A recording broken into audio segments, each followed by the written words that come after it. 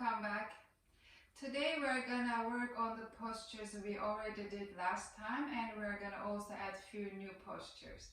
I have 2 blocks and a blanket to sit on, so if you can also have blocks or maybe 2 thick books and a meditation cushion or a bolster or a firm blanket to sit on, that would be nice. And then put your blanket or bolster and then sit on it with your buttocks, the thighs off the blanket, and take your legs wide apart. And from here, press the inner heels forward and lift the little toe side of your feet up. Take your right foot towards your left knee and take your left foot under your right knee to come into Svastikasana. I want to briefly talk about how high one should be sitting. If your knees are lifting higher than your hip bones, then it's a good idea to have more height underneath you, because when the knees start lifting higher than our hips, after a short while it gets heavy on the spine and we start falling back like this. Yeah, and it's not comfortable and we lean to our lower back. So when the thighs start descending, when the knees start descending, it's much easier to lift the spine, lift the chest, and stay there. So if you think you need more height underneath you, take more height. Also make sure that you don't cross your legs from your ankles. See, if I do that, my knees go up also. So take the feet more or less under your knees, and that will also allow the thighs and the knees to descend. And then from here, press your fingers down on the cushion you sit, or if you're not on a much height, press them on the floor, palms facing back, and then lift the chest. Take the outer upper arms back to move the shoulder blades in. Look straight forward. Soften the gaze. And then maintain the lift of the chest and take the arms to the side. And then bring the palms together in front of your chest. The thumb fingers pointing towards your sternum. And when you bring the palms together, make sure you're not starting to close the front of your chest. The collarbones are still wide. Breathing through the nose.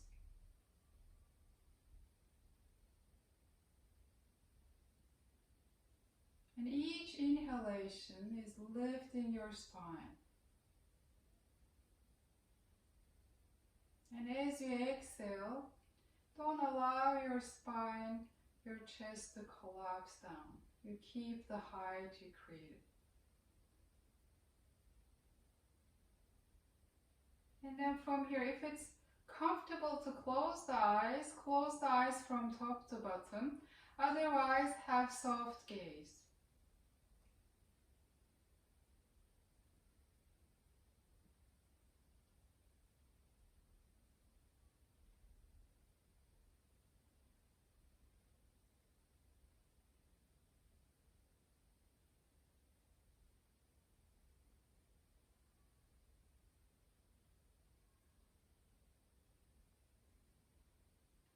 Maintain the lift of the chest.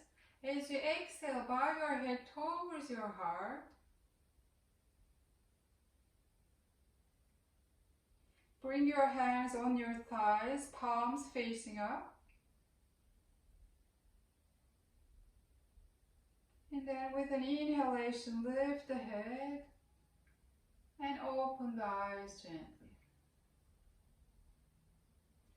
And then from here, take the legs again wide apart.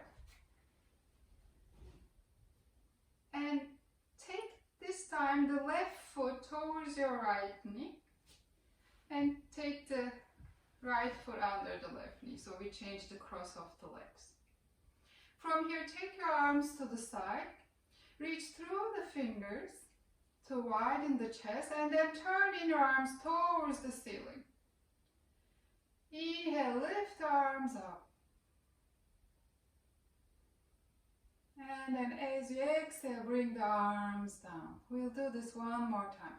Take the arms to shoulder height and reach through the fingers, widening the collarbones. And then imagine you have a ledge under your palms, as if you're pressing on that ledge with your palms. Do that action and you'll feel underarms and these muscles here on the side of the chest starts getting active. And then turn the arms from their roots, so the inner palms turn, and that will lift the chest even more. And inhale, lift the arms up to Urdhva Hastasana. Reach through the fingers, lengthening the inner arms.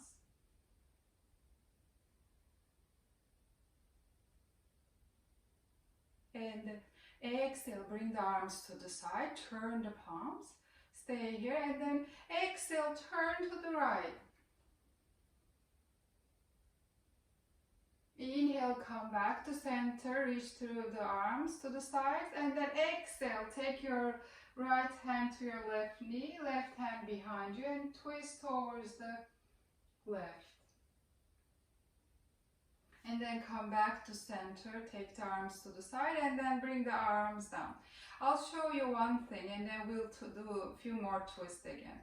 So when I'm turning like this, if I keep my arms straight, I kind of lock myself, and then there's not much more potential to turn after a while. So I turn a little bit and then I'm here. But I'll take a block behind me so I can reach more easily with the hand behind, just behind my sacrum.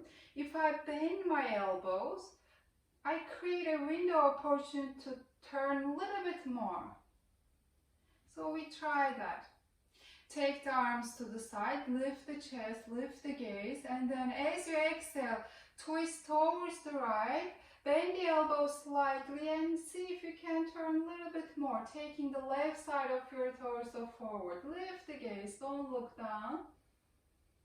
And then inhale, come back to center. As you exhale, twist towards the left, bend the elbows slightly, take the right side of your torso forward. And then inhale, come back to center, take the arms to the side, turn towards the right again. Opening the right side of your chest, bring that right shoulder blade in. Keep breathing. And then take the arms to the side, come back to center, and exhale, turn to the left for the last time.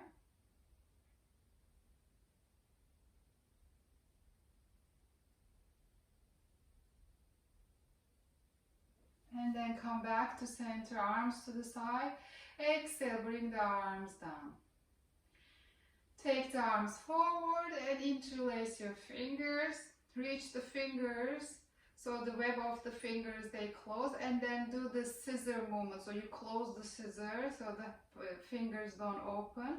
And then turn your palms forward.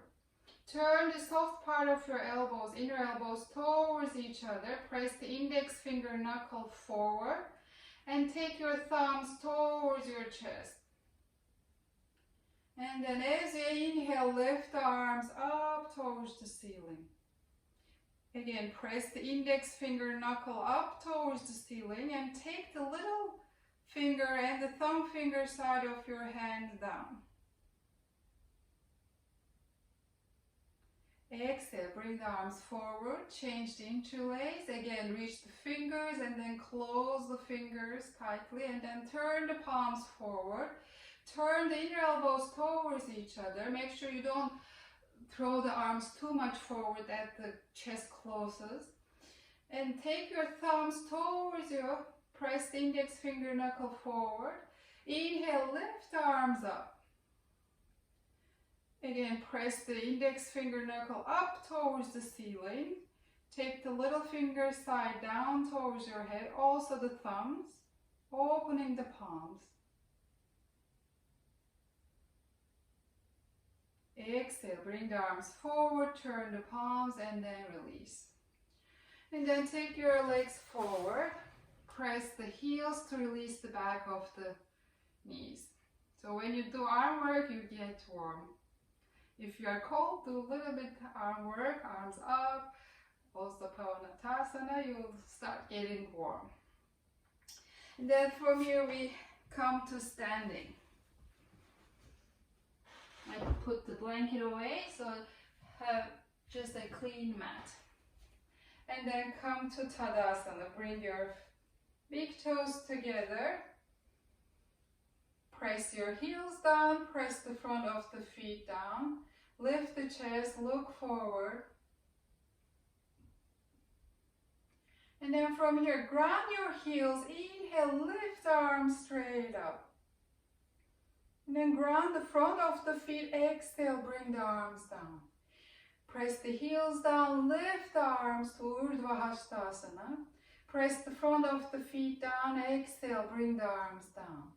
Press the heels, lift the arms. Press the front of the feet down, bring the arms down.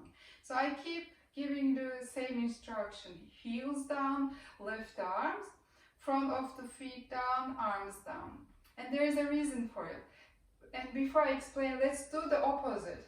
We will press the front of the foot down and take the arms, and press the heels and take the arms down. So press the front of the feet, lift the arms, press the heels, bring the arms down. Press the front of the feet, lift the arms, press the heels down, bring the arms down. If you can recognize, you start swinging back and forth. And I want you to be stable when you lift those arms up, not pushing your belly, lower back forward, and then pushing the thighs back when you bring the arms. So I want you to be more stable on the legs and the body, and then you lift the arms.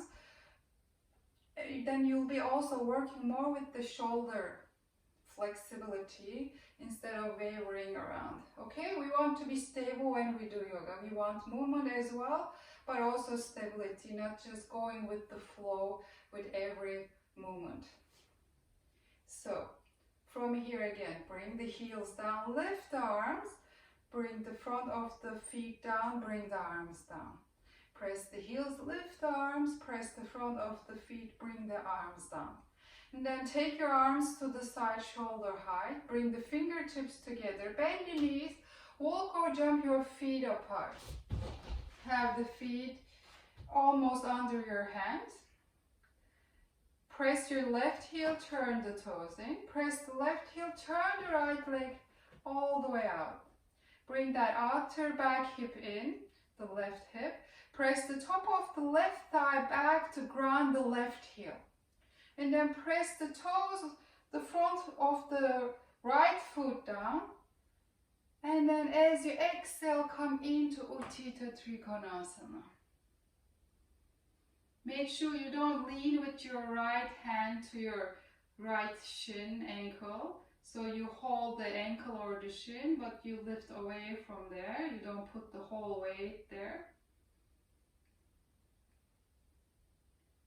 And then inhale, come up, turn the feet forward. Press the right heel, turn the right toes, and then turn the left leg all the way out. Press the top of the right thigh back to ground the back heel.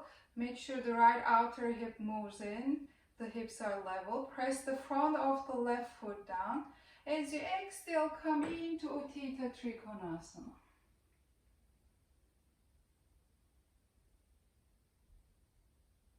Make sure not to lean to your left shin with your left arm. Press the feet, inhale, come up, turn the feet forward, and then walk or jump the feet apart. So I'll explain one thing here, because there was something very similar to what we just did, and with this arms and up and down and heels down as we lift the arms and the front of the feet down as we bring the arms down. So just listen for a moment. When we were here, I instructed you to press the top of the left thigh back to ground the left heel. So heel down, and this arm is up when we come into the pose. And then I said press the front of the right foot down and this arm is down. Like as it's totally the same thing with the arms up, heels down, toes down, front of the foot down, arms down. It's the same thing is happening, and there is a reason for it. Because here, if I don't pay attention as I come into the pose, more likely I'll swing this leg forward and my toes will get heavy. So I'll be swinging this leg forward and the toes will get heavy. And then at the same time, I will probably put more pressure into the heel and press into the back of my knee and ankle more than maybe I should do. So taking the top of the thigh, grounding that back heel, limits the swing you will do with the back leg, and pressing the front of the foot down puts a break into my leg so I don't go to the back of my knee and the ankle. Okay? So we do the same actions in Trikonasana as well. Let's do it one more time. Take the arms to the side, bring the fingertips together, bend the knees, walk or jump the feet apart. Press the left heel, turn the toes, press the left heel, turn the right leg. Bring that left outer hip in and then press the top of the left thigh back to ground the back heel. Press the front of the right foot down. And then as you exhale, come into Utthita Trikonasana. Keeping that left heel happy and heavy. And then here you can press that right inner heel down and take your head, torso, head slightly back. Press the feet, inhale, come up, turn the feet forward. And then ground the right heel, turn the toes. And then turn the left leg all the way out. Bring the outer right hip in and then press the top of the thigh to get the right heel heavy. Press the toes of the left foot down, the front of the left foot down. And then with an exhalation, come into Utthita Trikonasana. Press the left inner heel down, take your head, torso slightly back. Look straight forward and make sure the head is not hanging. Lift that left cheek away from the ground.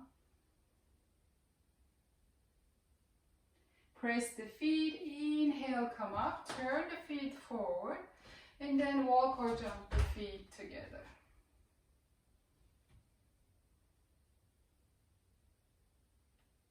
And then from here, we're gonna do a little bit of an 80s aerobics action. So you're gonna be lifting your knees up and down. So bring the hands to your hips and then lift your right knee to your abdomen as high as you can and then bring it down, and then the left knee up and then bring it down, and then right knee. You can do this fast. Left knee up and then right knee up and then left knee up. So this is important actually, because sometimes people as they age, they stop lifting their legs and then life gets a bit more challenging.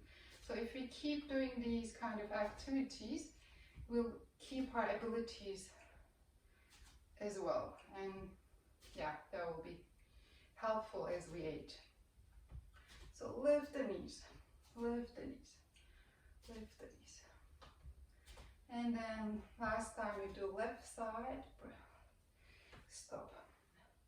And then from here, ground your left foot, bring more weight to your left foot and get the right leg a little bit lighter. And then lift the right knee up, hold from your ankle and bring that right foot inside your left groin. And then release. So we do touch and go a few times. Bring more weight to your right foot, left leg gets light, and then you lift the knee, hold the ankle and bring your foot inside your right groin. And then release. Again, weight to the left leg, lift the knee, hold the ankle and then bring the foot inside. And then release. Bring the weight to the right leg, lift the knee, hold the ankle, come to this tree pose, yeah, and then bring it down. And this next time we're gonna stay in it. So ground the left foot, especially inner heel, big toe, and then lift your leg, bring the foot inside your left groin. And from here, don't try to take this knee back. Actually, take your right knee slightly forward so the hips are looking forward. Because most likely, if you take this knee back, the whole pelvis will be turning. So take the knee slightly forward, hips looking straight forward, and then press that left inner heel down to bring that left outer hip in. We don't want to be leaning to that outer hip. Oops.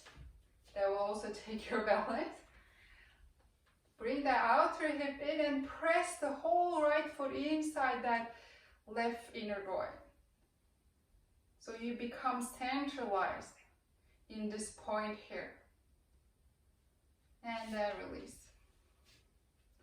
Let's do the other side. Ground the right foot, especially inner heel, big toe, and then lift the left knee. Hold the ankle, bring the heel as high as you can into your groin. Bring the outer hip in by grounding the inner heel. Press the whole left foot into your right inner groin. So this point here becomes the meeting point. You become centralized there. It will help with your balance also. Make sure the knee is slightly forward so the hips are looking forward. And then from here you can lift the arms up. And then exhale, bring the arms down. We'll do this at least one more time. The second time I want to show you what you can do if you have a balance problem. Yeah. So one thing would be just having a wall by the side and holding the wall with your free hand. But I'll show you another one. So that is the easy way. You can just go to a wall, hold with your hand, and you take the leg, and boom, you're there. You have some support, and you can even take the arms up like this, and then down. Another way of doing this is having a wall behind you. I have a door. You can take a wall or a stable door behind you. And I'm a little bit forward from the wall. So be a little bit forward from the wall behind you, perhaps 10 centimeters, 15 centimeters. And then I lean to that wall with the buttocks. So lean with your buttocks there. And then take your right foot up and bring it to your groin. So from here, bend the elbows and then bring the elbows to the wall and press the elbows to the wall to come off the wall. Now your buttocks is not at the wall, so you come off the wall, but your elbows still there supporting you to have the balance. Take the knee slightly forward, the right knee. Ground that left inner heel to bring the outer hip in. Press the whole right foot into that inner groin. Look forward. If you think you have the balance, the arms can come down. And then from here, you can take the arms up.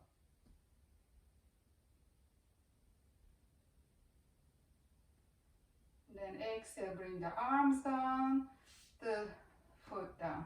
And you can stay in any stage of what we did. Maybe you will still have the elbows at the wall and be there if the balance is shaky. And with time, it will develop. So you don't have to try to come off and lift the arms if you feel like it's not gonna work. So take the pelvis to the wall and then take the left foot inside the right groin. Bend the elbows, press the elbows to the wall and then come off the wall. Ground the right inner heel, press the whole left foot into the inner right groin. The knee is slightly forward. Look forward. If you have the balance, arms can come down. And then from here, perhaps the arms can come up.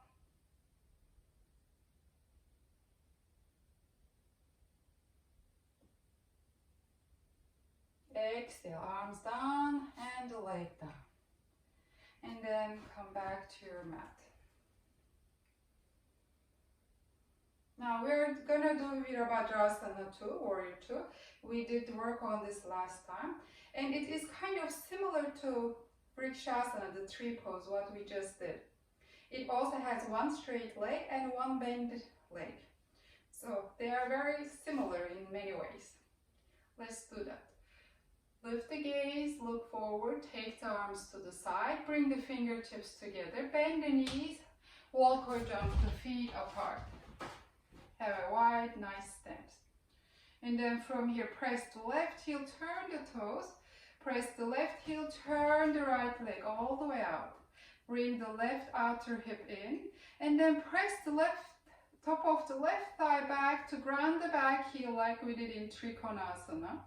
Press the front of the right foot down, and then as you exhale, stay with your back heel, back arm, but then bring your outer hip in and take the inner knee forward to come into the pose.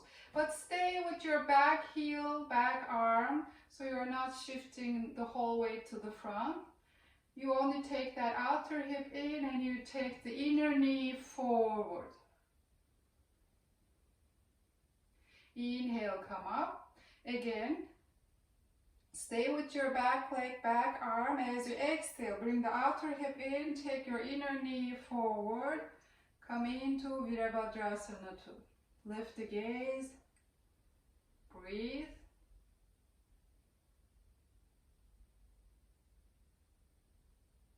Inhale, come up, turn the feet forward. Take the hands to your hips to take a little break. Breathe. Look at your feet, make sure they are parallel. And then from here you can press the right heel, turn the toes and turn the left leg. Bring the outer hip in. And then take the top of the right thigh back to ground the back heel. Press the front of the left foot down. Take the arms to the side. And then as you exhale, you stay with the back heel, back arm. As you exhale, bring the outer hip in and take your left inner knee forward. Inhale, come up. We'll do one more time. Ground the back heel. Stay with the back heel, back arm. As you exhale, you take the inner knee forward and you bring the outer hip in to come into the pose.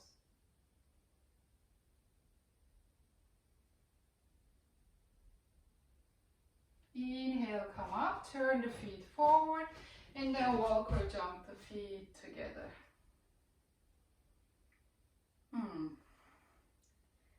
So warrior poses, they are strong poses, and it's normal if you feel like you're getting out of breath.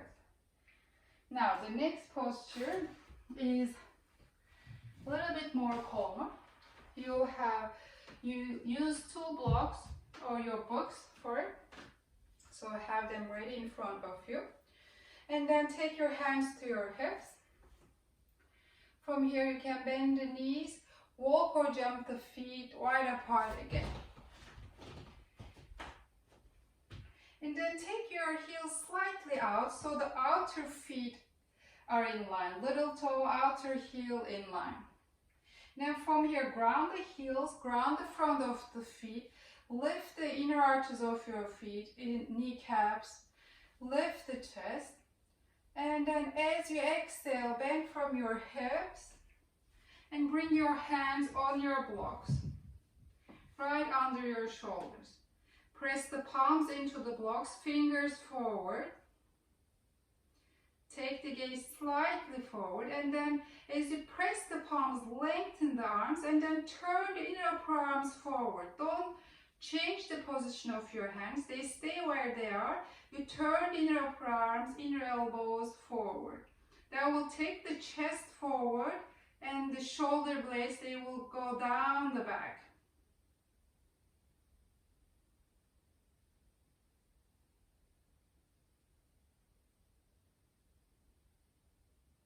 Also make sure the head is not dropping, so you lift the sides of the neck and the spine are in line.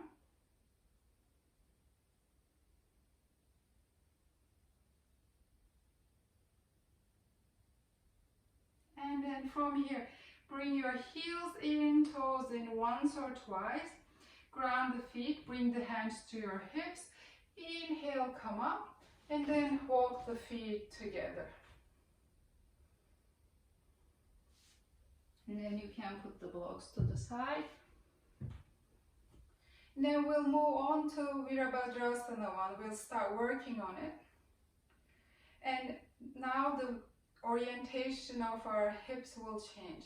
We've been facing this way, and now we're going to start turning with our hips. Let's do it. Take the arms to the side, lift the gaze, bring the fingertips together, bend the knees, walk or jump the feet apart.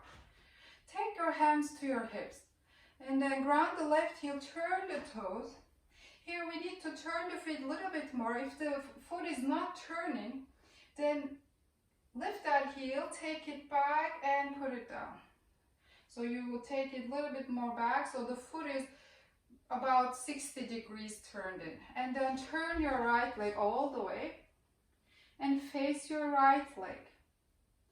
Don't try to square your hips. They won't square. This is an asymmetric pose. But you turn the hips as much as they can. But if you try to square them all the way, you will most likely bend the back knee and torque it a little bit, and it won't be nice after a while. So turn the feet forward and then turn your toes in. If they don't turn in enough, take the heel, take it back and turn the left foot and face your left leg.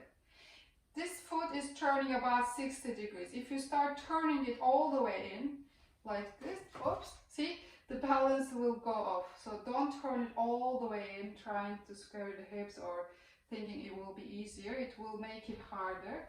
So if you turn it too much, it's not nice. If you turn it not enough, then maybe the hips won't be turning in. So try to find a good position for it. I'm not there with you, so I can't see what's happening. Turn the feet forward and then bring the feet together.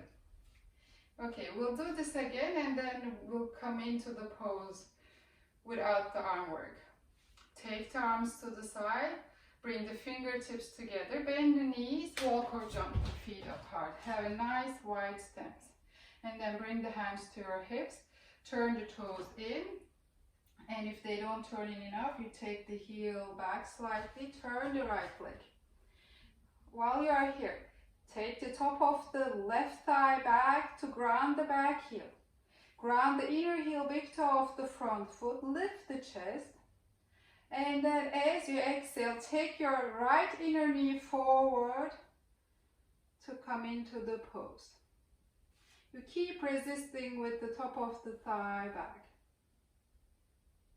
And then come out. Again, as you exhale, bend the knee forward. Don't lean forward like this or back. Be straight up. You just bend the knee. And then come up. The only thing that's happening is you bend the knee by taking the inner knee forward. And then come up. Turn the feet forward. From here, turn the right toes in. Turn the left leg out.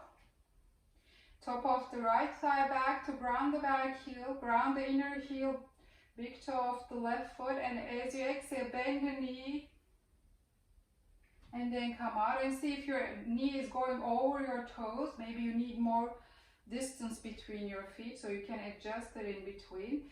Top of the thigh back, as you exhale, inner knee forward, be straight up. Inhale, come up. Last time, as you exhale, bend the knee forward. And then come up, turn the feet forward, walk or jump the feet together. And be in Tadasana. Then from here, take your right arm back and hold your left arm. So from behind, it's like this. You grab the left arm and then widen the collarbones. And to do that, you can just separate your arms away from each other. So I pull this arm that way, I pull the left arm to the left, and as I do that, the front of my chest is opening. And and then release, and then do the other side. Hold with the left hand the right arm, and then pull your arms away from each other. And then release, and then one more time, take the right hand to your left arm, pull them away from each other, and then from here, I'll turn my back to show what I'm doing. From here, I lift my forearm up, and I can get a little bit help with from my left hand to move that arm up between my shoulder blades, the hand between my shoulder blades. And then release, and then take the left arm, first pull the arms away from each other, and then you lift your palm between the shoulder blades, and you can get some help from the other hand to move it higher. And then release. And then lift your right arm, bend the elbow and touch your shoulder blade. Lift the arm and take it back, and then take the left arm, bend the elbow and touch your left shoulder blade. And then lift the arm and then bring it back. Right arm up. Try to touch the right shoulder blade, and then lift the arm and release. Lift the left arm, bend the elbow, touch the shoulder blade, and then release. Now we're going to combine these two different arm movements. So you can go and hold your left arm, widen the collarbones here, and then move that right hand between your shoulder blades as much as it's possible. You can help with the other hand if it needs help. Lift the left arm, bend the elbow, and see if you can grab the fingers. If you can bring the fingers together. And then you are in Gomukhasana arms. Yes, if you can't reach to your fingers, it's okay. Stay where you are for now, and at some point I'll show how to do it with the belts. And then lift the arm, left arm, and release. And then the left arm holding the right upper arm.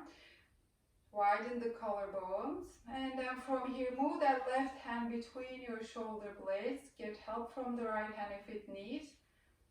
Lift the right arm and bend the elbow and see if you can reach to your fingers.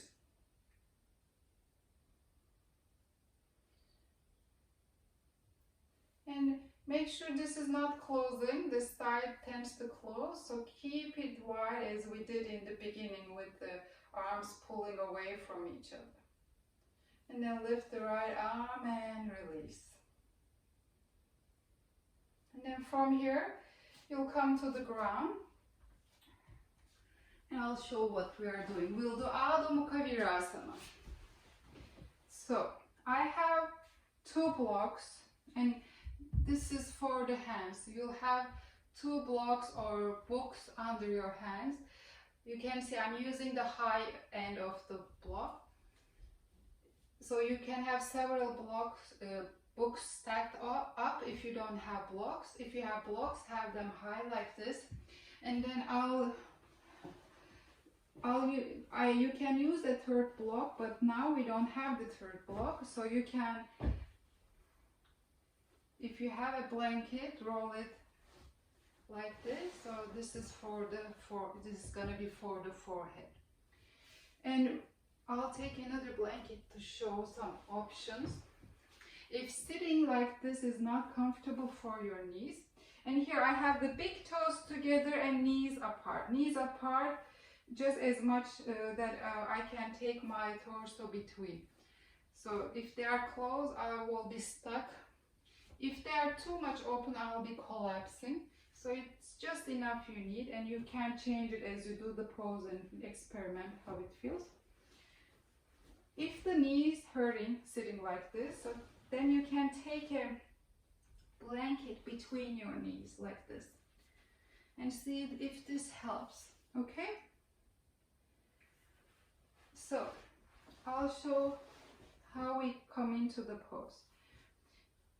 Here the buttocks and the heels are touching each other, And when you come to the pose, you want that contact still.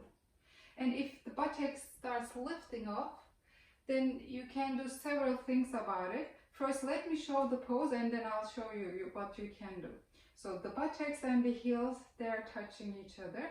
And then I come forward. The hands on the blocks and forehead on the blanket. Reaching fingers forward, arms forward. So the elbows, they are straight. They're not bending. I press the palms to the blocks. As I do that, the shoulders, they shouldn't hike up to the ceiling. They should move in. The arms are strong. Shoulders, they move into the back, not lifting away from my back. So when you come to this pose, if the buttocks starts lifting, then one thing you can do is filling that space between the heels and the buttocks, or taking more height under the forehead. These two can help with it, but you want that contact between the heel and the buttocks, or something between them, so it's not, the buttocks is not wavering up in the air. Okay, now, so take the legs apart enough, bring the big toes together, and then from here, come forward, take your hands on the blocks or the books you have, and release the forehead on the roll of blanket you have. Reach the fingers forward. You're gonna feel the sides of the torso, the armpits, they are nicely lengthened.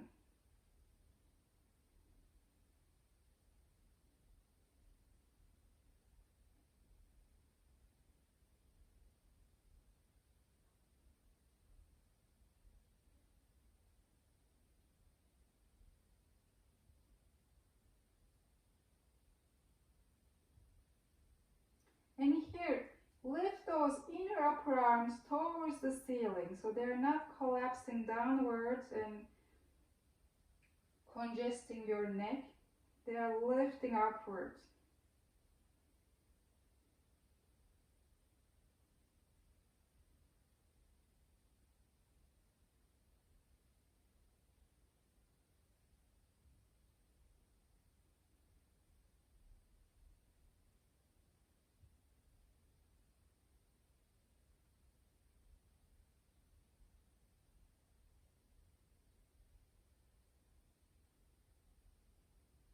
And then bring your hand under your shoulders and come up.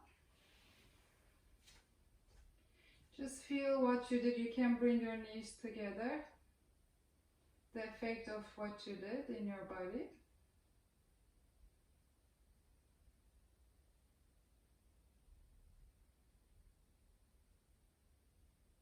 And then we'll move on to the next posture. The next one is Setubandha Sarvangasana. And for that one also you'll need 2 blocks. And I'll use 2 blankets folded like this on top of each other. You can instead also use a bolster, one bolster or a firm pillow underneath your feet.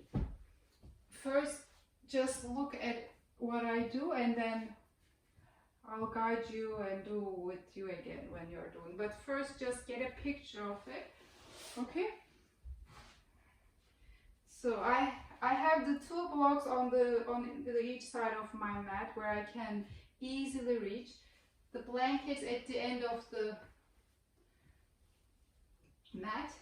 I bend the knees and lay on my back.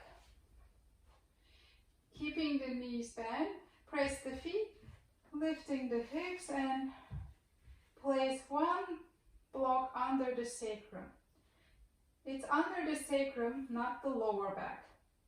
And it's like this wide, this flat surface under my sacrum. And then I lift the hips again and I put the 2nd block on top of the 1st block. And you might need to change the place of them as you get higher, where it where the blocks are changes on your body. And then from here, make the chest big. So bringing the shoulder blades in, turning the inner arms towards the ceiling, puffing the chest big, and then from here, you take the feet forward, one by one, on the blankets. Pressing the inner heels forward, the legs are straight, and the top of your thighs, they are descending down. Chest lifting, legs straight, and the top of the thighs, they press gently downwards. In the beginning, this can be uncomfortable, this position. Then take the feet to the ground and stay with the bent legs. And just keep the pose like this. Okay? So, now, have your blankets ready, have 2 blocks or books next to you. You bend the knees and you lay back. And then you lift the hips up, grounding the feet. Put 1 block under your sacrum towards the tailbone. And then lift the hips up again and put the other one under this, on top of the second block. Place them under your sacrum. Make the chest big, bring the shoulder blades into your back, and then take the feet one by one to the blanket. Press the inner heels forward. Here you can close the eyes if you like, or you look in the direction of your chest.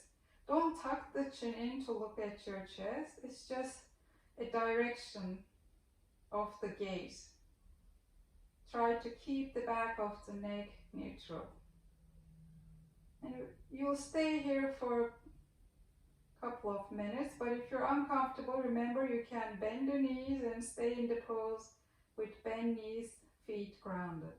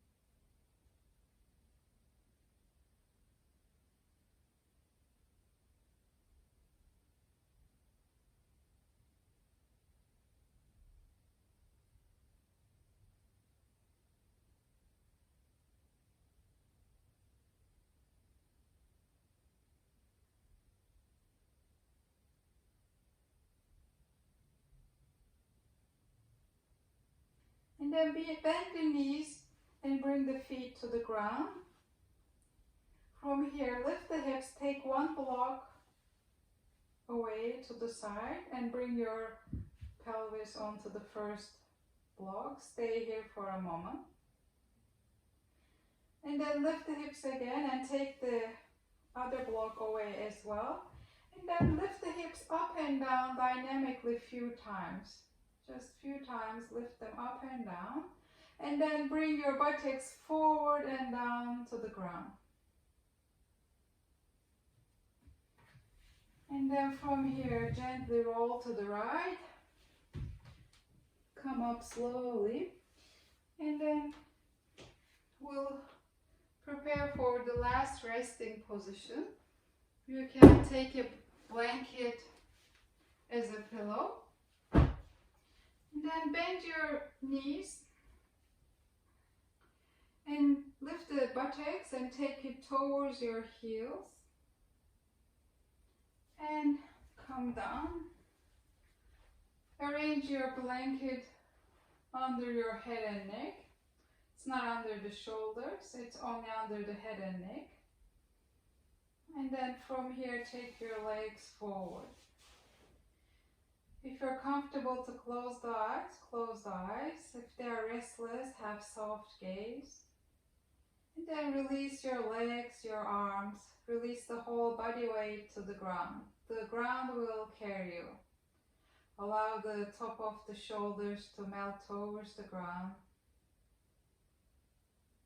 Release the tongue, back of the throat, the jaw.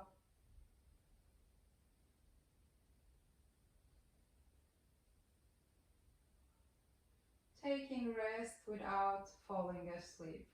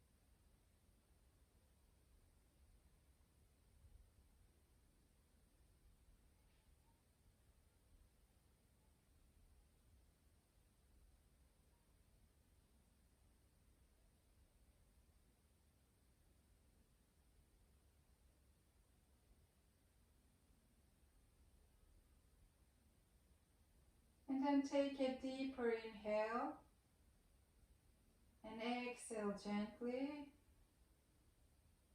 Bring your hands on your torso where it's nice to have them. Bend the knees one by one. Take your right arm over the head and roll to your right side. Take the knees towards the chest.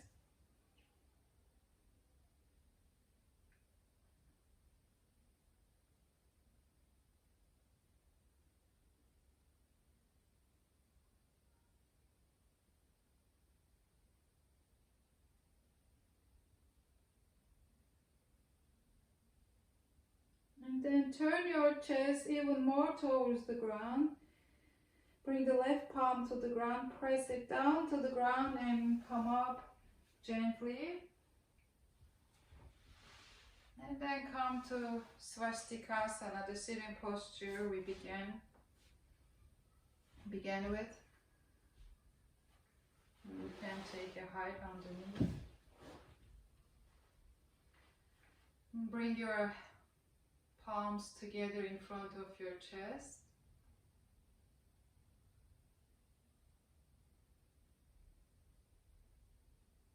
As you exhale, bow your head towards your heart.